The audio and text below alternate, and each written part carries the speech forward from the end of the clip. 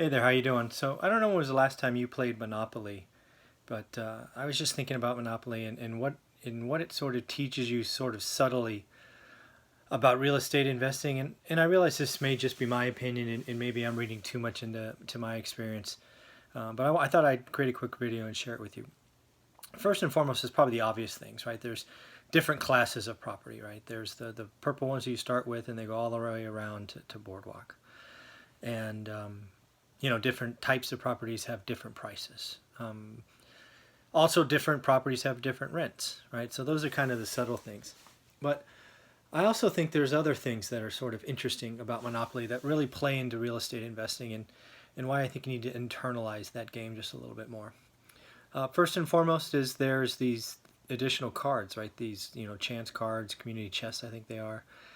And depending on what you pick, good or bad things can happen, right? And you may be investing in an upcycle or whatever, and it's just so true that maybe you own a bunch of houses and you get a fine or something of that nature, and I just think that just really resonates, and you just gotta accept it and move on, whether it's good or bad, right? You didn't do anything to reward just advancing the boardwalk immediately, and you equally didn't deserve to go to jail, right? It's both sort of an upside and a downside. The other thing I think is interesting is the more I think about each trip around the board is really time.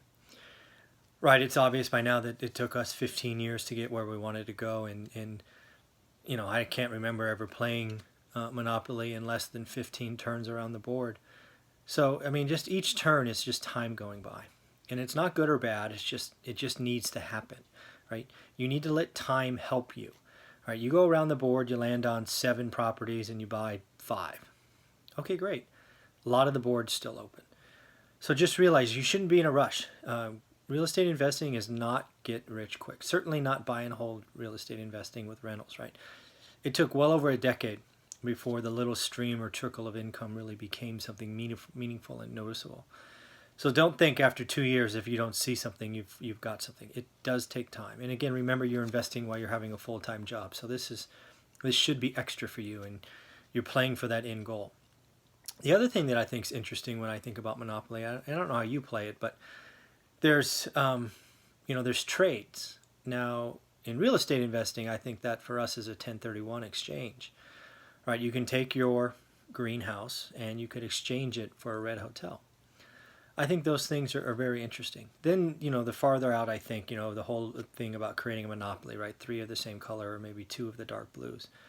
That's about owning a couple of properties on the same street, perhaps, right, where you're controlling the quality or increasing an area. I've known investors to do that, right? Maybe they focus on a 4 or 5 block area and they buy as many as they can.